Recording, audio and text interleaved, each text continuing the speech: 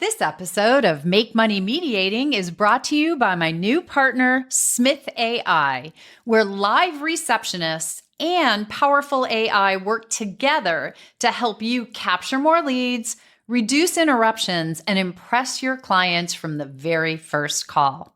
Smith AI answers your calls, chats, and texts 24/7, so you never miss an opportunity, even when you're deep in a session or taking a break. Make Money Mediating listeners get $100 off your first month using the code Guthrie, plus 5% off when you bundle receptionists and chat, and 10% off if you do an annual plan. You can learn more at the link in the show notes or go to bit.ly/MMMP-Smith AI to get started.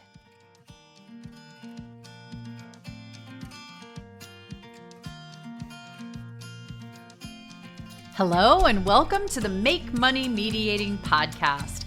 I'm your host, Susan Guthrie, and I'm an attorney, mediator, trainer, keynote speaker, author, podcaster, social media influencer, technology junkie, consultant, and coach. And although I know that sounds like a lot, but what it really means to me is that I've found a way to make a living doing what I love and doing it in a way that lets me help others. So in this podcast, I want to share some tips and insights into helping you create the career that lights you up and pays your bills, whether that's as a mediator, attorney, collaborative professional, or really anything that you are passionate about.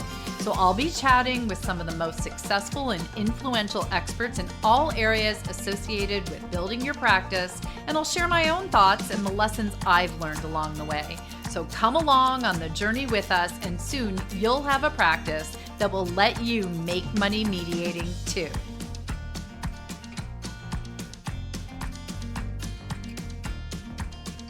Hello, listeners, and welcome back to Make Money Mediating. I'm your host, Susan Guthrie, and today's episode is one that I think every mediator and ADR professional needs to hear, because I'm going to be diving deep with my guest into the one thing that top performing mediators and professionals do better than anyone else, but that most struggling professionals completely overlook, and that is focusing on the client experience. So for this episode, my guest is Michael Holmes, the brilliant Chief Product Officer at FourthParty.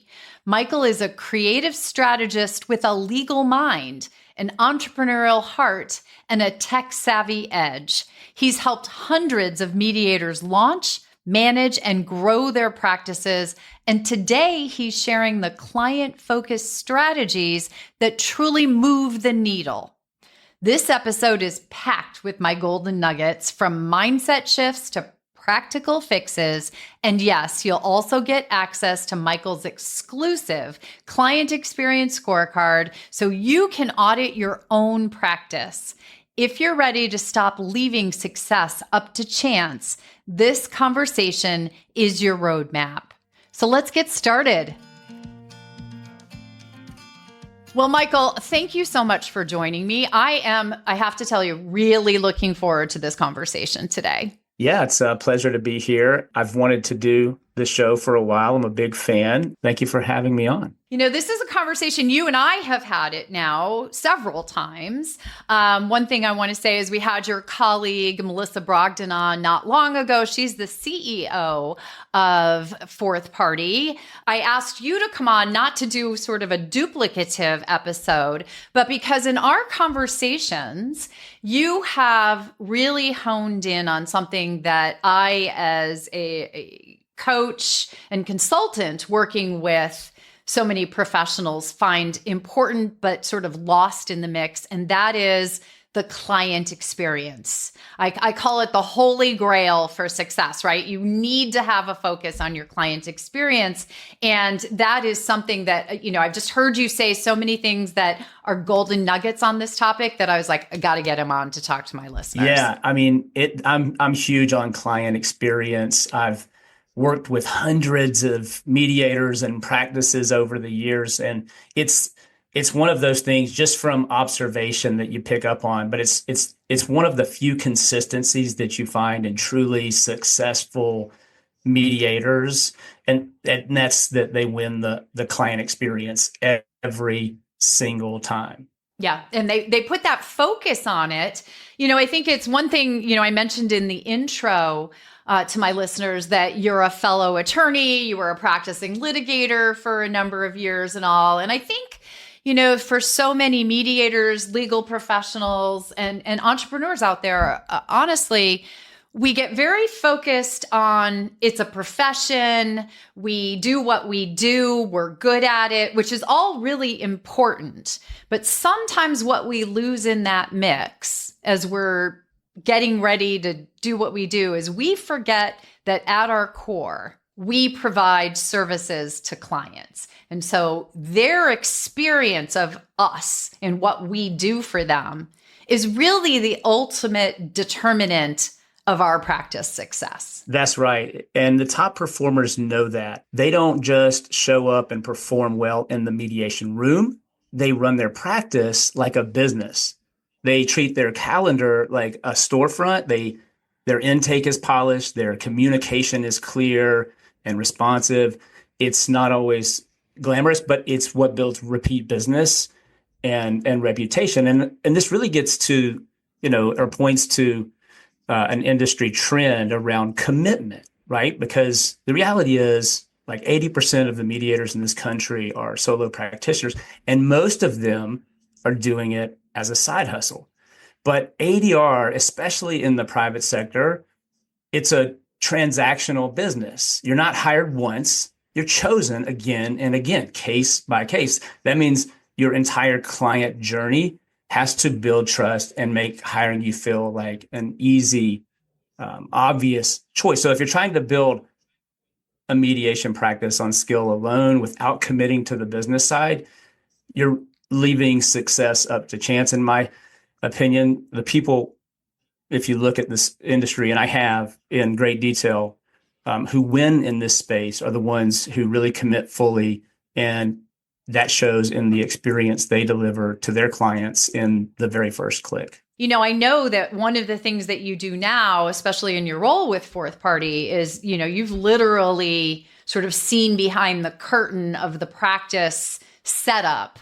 Melissa and I called it looking under the hood of a practice, right? You've popped the hood on a lot of different mediators' practices, and you've seen those who are the top performers, but most people are coming because they're not top performers and they want to be, but they really don't know what they're doing wrong. So I wonder, at the top here, if you could share maybe a couple of the things that they are doing wrong. There's a formula that works for some, but doesn't work for all. I think maybe categorically, certainly for new mediators who are looking to grow their practice or launch their practice, like I said earlier, one of the maybe mindset shifts that has to take place is around the need to commit.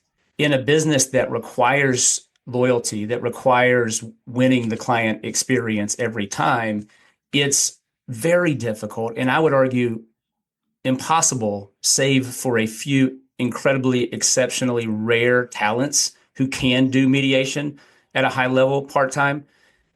It takes a commitment to step into the profession in at least with an outlook of doing it in a full-time capacity, even if that means a shallow-ended approach where there is some practice splitting between your law firm or whatever your full-time profession is. But the long-term goal needs to be that we're going to launch a business and that we're going to step into this business with the hope of and the intention of becoming full-time down the road. So just out of the box, that looks like getting your digital house in order, setting up a clean and professional website. It doesn't have to be anything exorbitant, but it needs to have booking link and simple intake forms. It means really thinking about your outreach strategy from the get-go, whether that's referral strategy or marketing, but having that clear, short messaging that can help you answer the question of what kind of mediations that you do or what kind of practice you have in 30 seconds flat, right? And you want to practice that pitch, obviously, but the mindset shift is what's most important. And that is that we're thinking beyond the mediation room. And that's what the top performers do. They think well beyond, far beyond the mediation room to the full booking to billing experience as a mechanism for not only client acquisition, but client retention.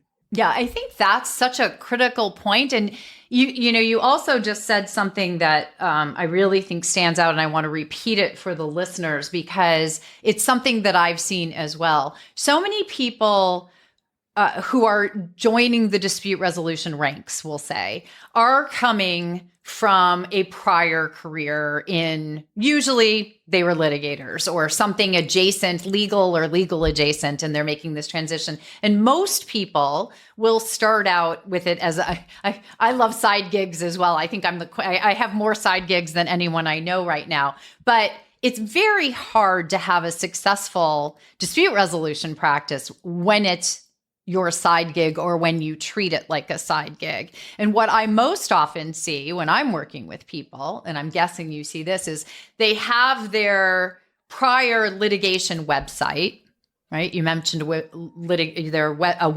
a good website or having a website. And then they add one more page that's the menu item is mediation. And that's pretty much how they go out there, putting themselves out in the world as mediation providers. I do litigation, I do this, I do settlement conferences, and click the button over here and mediation. And I haven't found that to be particularly successful for people. Do you think a standalone website is part of the success sort of trajectory? Absolutely, unequivocally, yes. We see this all of the time. We have attorneys and other legal professionals who stand up an ancillary service of dispute resolution, mediation, arbitration, conflict coaching, whatever it is.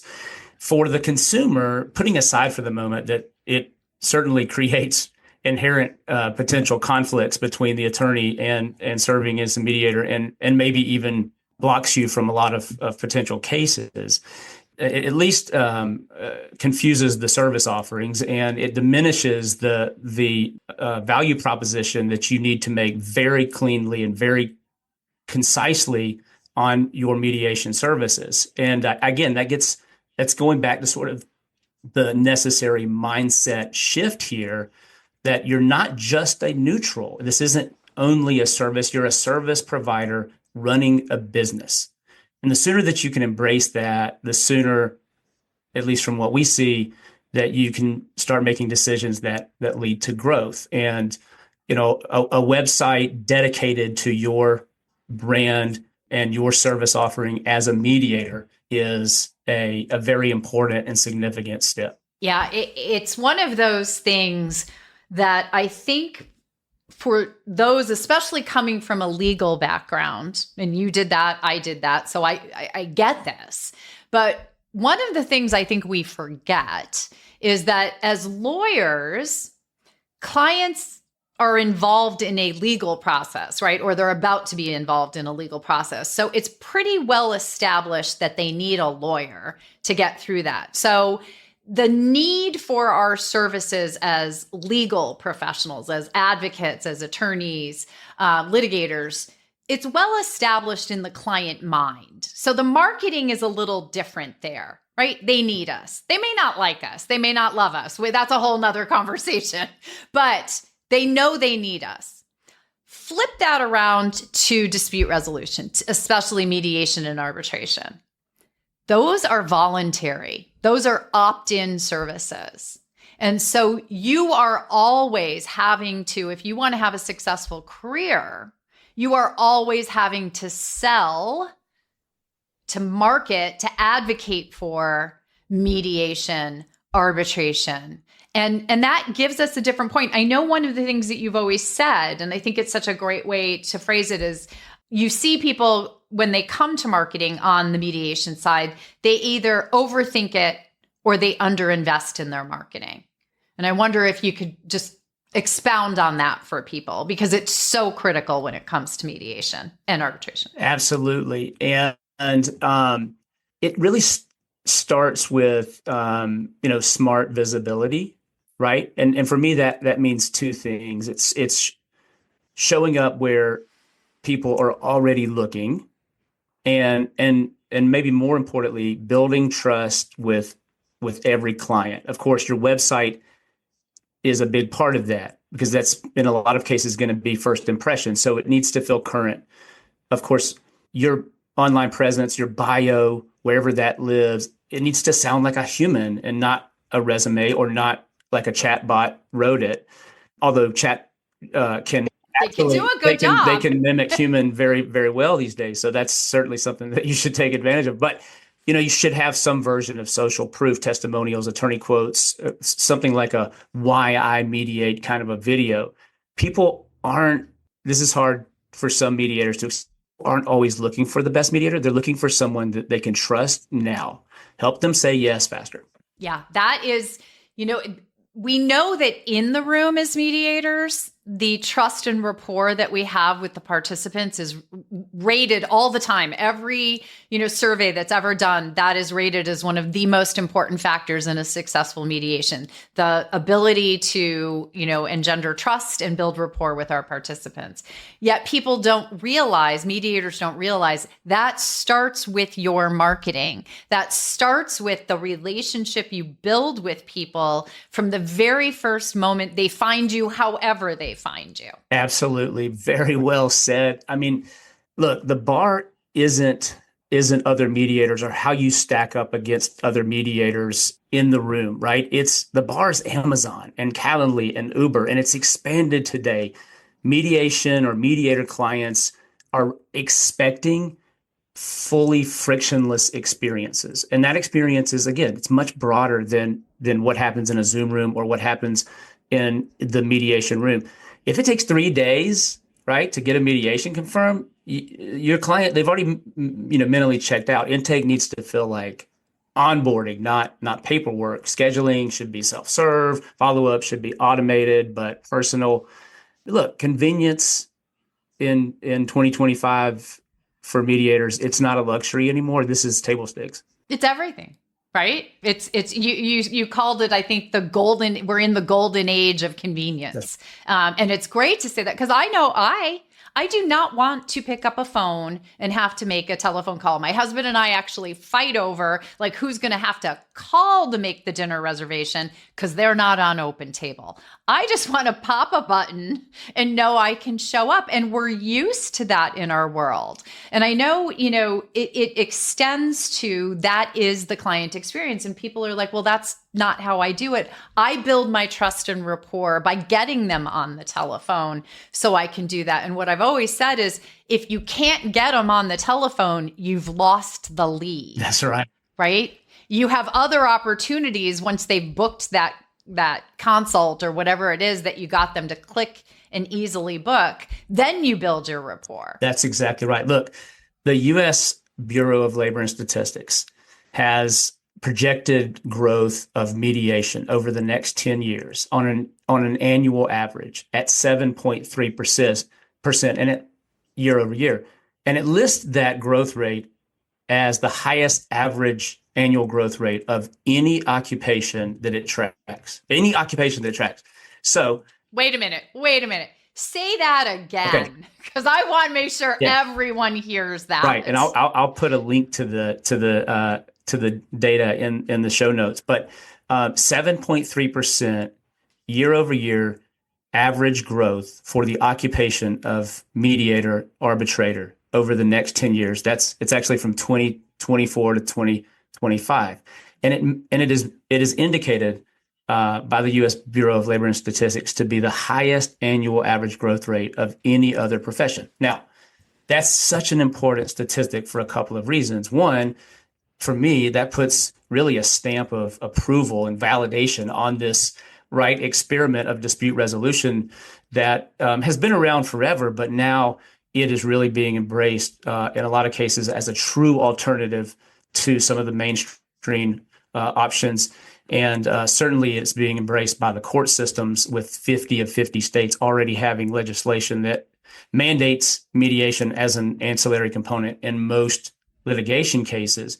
But what it also tells us is that the space is getting crowded, and it's going to Yeah. get a lot more crowded. What that means is the need for differentiation and convenience is going to reach a fever pitch. The old school thinking and mentality of winning in the mediation room alone, or building sort of hard-headed, stubbornly building trust and loyalty only on the traditional ways of doing it, I think will be swept up in the masses. So it just really underscores the need to lean in, no matter who you are, but the lean into this consumer need for optimal convenience in their interaction with you as a mediation practice.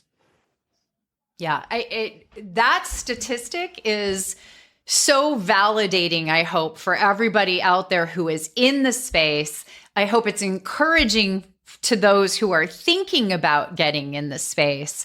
But key component of what you said is we already know that since COVID, with the sort of mass exposure to dispute resolution processes, we've already seen a huge influx of new practitioners. I think that's one of the reasons why there are so many people who are listening to this podcast and reaching out for services and going to things like the Practice Development Institute, where you spoke so eloquently on the panel that you and I had. It is, sort of a new wave, and people believe they can create a practice that is successful here. But as it gets more and more crowded, the word you used is the right one. You need the differentiators. You need to stand out. And I talk a lot about your skill set. That makes you special. But they're not going to find out about your skill set if they don't hire you. If their butts aren't in the seats in your mediation room or your arbitration, they're not going to know about that. That convenience, that seamless, that's one of my favorite words in the intake process and in the process. When things are seamless for them and it just happens, it makes you look like the consummate professional. Absolutely. I mean, in 2025, a well-run digital front office for mediators almost runs like a hotel concierge. And you use the perfect word. Everything is seamless. Clients can book online, fill out intake forms, get automated reminders, and pay without playing phone tag, right? But Right. And for me, it does go beyond automation and convenience, and it's about consistency. Every email is branded. Every process is standard. You build credibility through operational elegance, and tools like FourthParty, we make that possible. But, and this is important, the tech only works when that mindset shifts from reactive to proactive. I think that's really, it's wonderful, this idea. And I'm a big advocate of FourthParty and what you've been able to do. I mean, I've seen it firsthand. You've been working with some of the participants in my incubator group. They're over the moon. They couldn't be happier. And, that has been such a mind shift for them from day one of working with you, right? But you're right, that consistency is also a part of, from day one, the first time someone sort of has their experience of you, right up to the follow-up after the mediation. And I know so many people out there right now are thinking, well, I always sit down and write a handwritten thank you note and send that out. And I bet some people actually do that. But for most of you, do you really? Do you do it every single time? Is it consistent? Is it your secretary or your assistant who's writing it?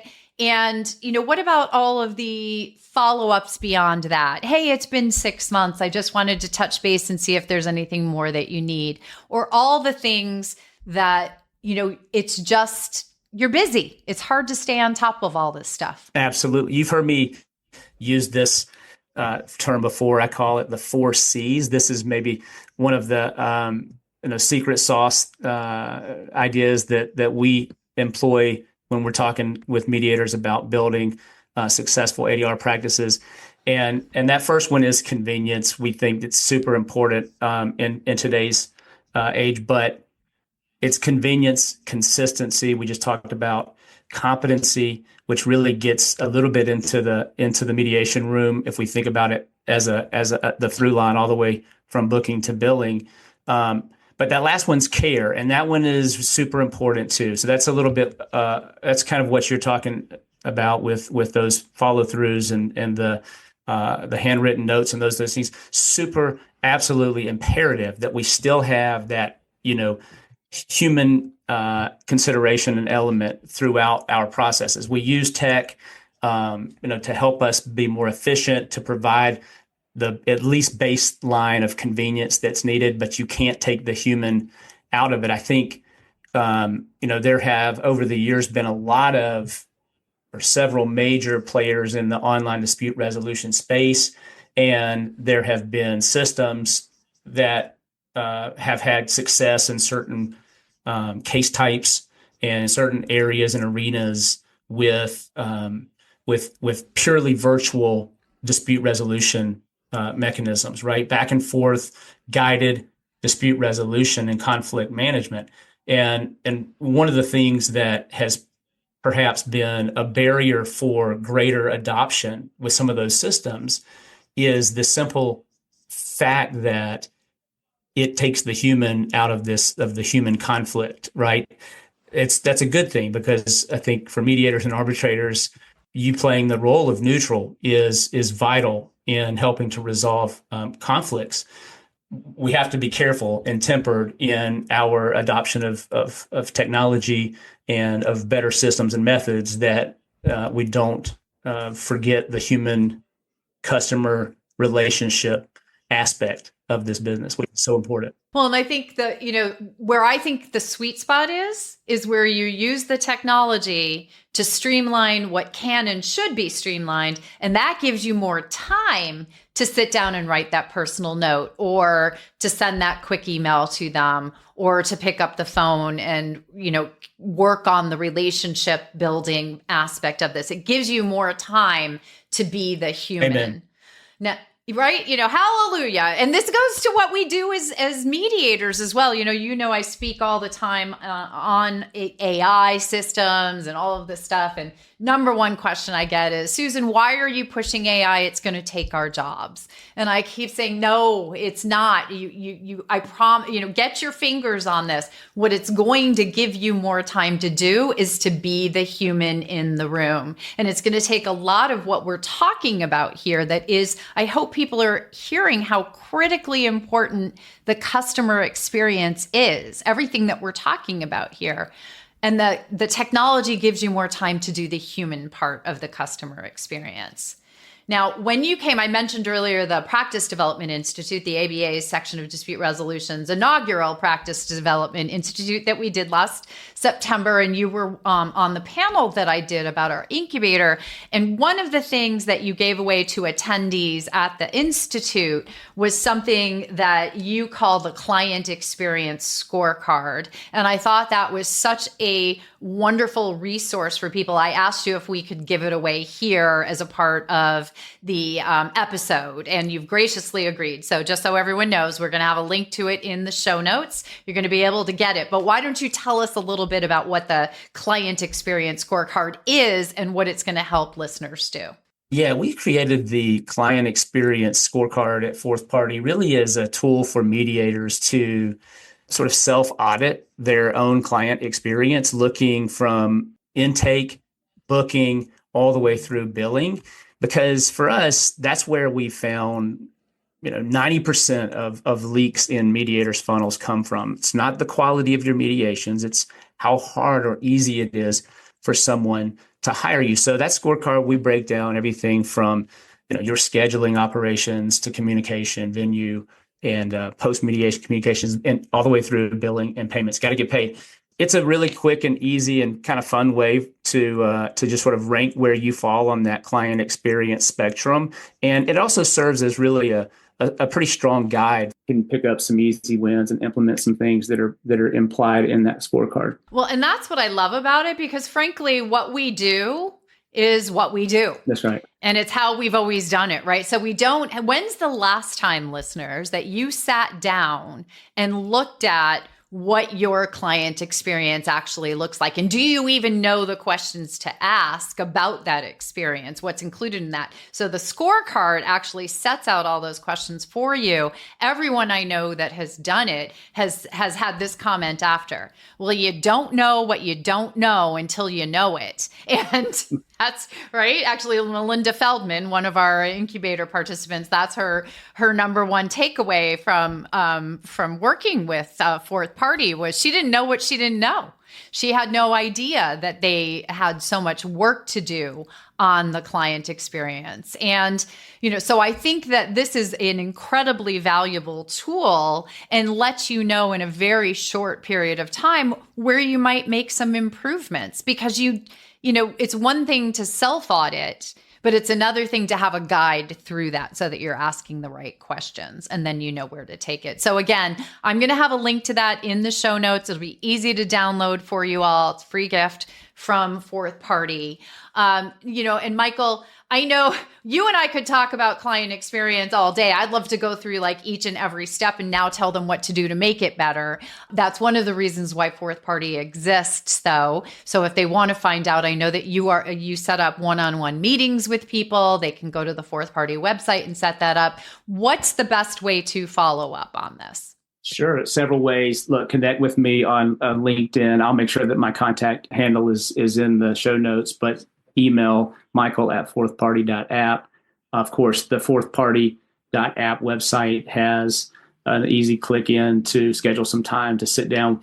You can come in and if you want to get straight to a demo, that's great. If you know that you want to have a conversation purely on either launching or better managing or growing your practice, we can do that too. Whatever the direct line of contact is, I want to make sure that mediators have it with me. That's wonderful. Well, I appreciate you. You have been an amazing resource. You personally and FourthParty have been an amazing resource for me, for the participants in our incubator program, for the section of dispute resolution. I mentioned in Melissa's episode, you have all kindly agreed to continue to support the incubator program as we go into the 2025-2026 season. We're going to have 2 groups. So thank you so much for what you do, because FourthParty is really one of those elements that is an easy way to set up your practice for success. And that's what I'm so trying to do. That's why I do this podcast, and everything that I do